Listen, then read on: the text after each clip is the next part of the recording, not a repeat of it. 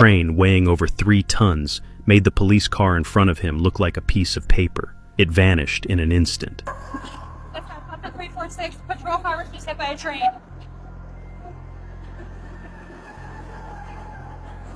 Negative, I think we're all okay. Go ahead and get time to start picking up. The police department lost a patrol car, and they're definitely going to be held accountable when they get back. But the good news is that no one got hurt, which was a relief to the young female officer. However, the officers seem to have forgotten something important. Was she in there? Was she in there? Was she in there? Oh my God, yes she was! Was she in there? Oh my God, yes she was! After seeing Jordan's reaction, Officer Pablo was stunned. Turns out, she had completely forgotten there was still a suspect in the car. The 2 officers then quickly sprinted back toward the patrol car. Dispatch 346, get us medical emergent. The suspect was in the vehicle that was hit by the train. My car's has been hit by the train. Copy. Motherfucker. As the officers got closer to the patrol car and saw the situation clearly, their hearts sank. Pablo's police car had been crushed into a pile of twisted metal. Under these circumstances, if anyone inside the car was still alive, it would be nothing short of a miracle. Is she conscious?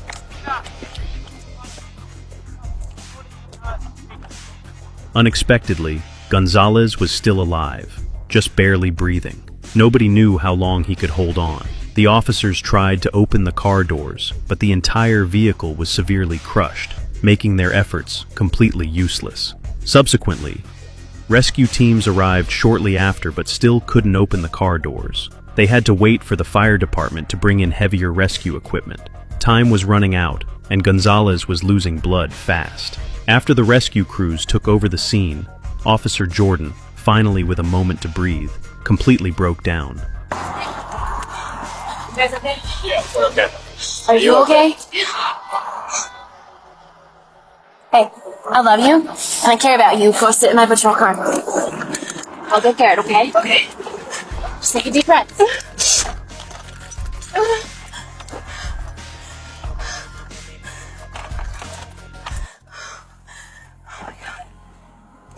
Firefighters used saws and hydraulic cutters to pry open the car doors. Gonzalez was finally rushed to the hospital. By this time, higher-ranking officers arrived on the scene to handle the aftermath. However, it was only then that the officers realized they still didn't even know Gonzalez's name. Okay. Mine was parked on this side of the tracks. Platteville was directly on the tracks, right behind her. All right. How close were you to the actual crash? 50 feet? Okay. I'm gonna have you dress out, okay? According to the investigators' feedback, Officer Jordan, who had been crying for a long time, realized that her career was definitely over. Is he gonna take my gun? No. Why would they take you? You didn't shoot anybody, did you? No. That wasn't part of the call. Why was he parked on the tracks? At this point, he was still blaming Officer Pablo for everything, saying that if Pablo hadn't parked the car wrong, this tragedy wouldn't have happened. But Officer Pablo had a different opinion. Well, I didn't know she was in my car because I remember when the train hit, I said, was she in my car? And she said, oh my gosh, she was. Yeah. She said, train. And then I hear the, hear that. And then I start moving this way and... At the time, Officer Pablo was busy searching the vehicle and had no idea that Officer Jordan had locked the suspect in his own car. They weren't even from the same police department. They usually fought over credit, but this time they actually showed some humility. After thoroughly searching the vehicle, the officers finally found Gonzalez's weapon, which proved the caller wasn't lying. Gonzalez was suspected of threatening someone, but what impact will this have on the final outcome? The odds aren't looking good. Even if the road rage charge sticks, does that justify the police running him into a train?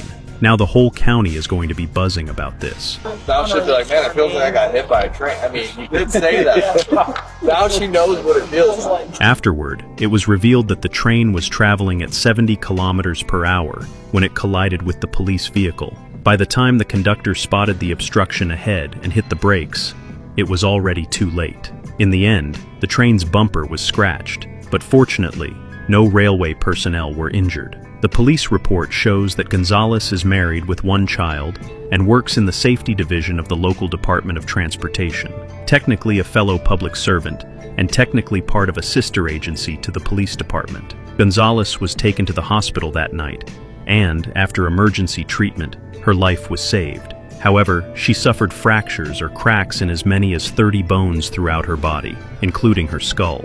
You could honestly say she was shattered by the impact. After Gonzalez regained consciousness, Officer Jordan wanted to apologize to her in person, but Gonzalez refused. She told Jordan that the next time they met would be in court. Gonzalez then hired an attorney and filed a lawsuit against both the Platteville Police Department and the Fort Lupton Police Department, seeking $10 million in damages. In July 2023, the case officially went to trial. In court, Officer Jordan expressed his apologies to Gonzalez. He repeatedly emphasized that he had no idea Officer Pablo's patrol car was parked on the train tracks. It was incredibly dark. I was miles outside of my jurisdiction. I was fairly certain that that particular stop was going to end in a gunfight. I never in a million years thought a train was going to come plowing through my scene. In the end, Officer Jordan's defense didn't help his case. He was found guilty of reckless endangerment and assault, and was sentenced to 30 months of probation and 100 hours of community service. Officer Pablo was found guilty of misdemeanor assault and received 1 year of unsupervised probation. Both officers were fired from their respective departments.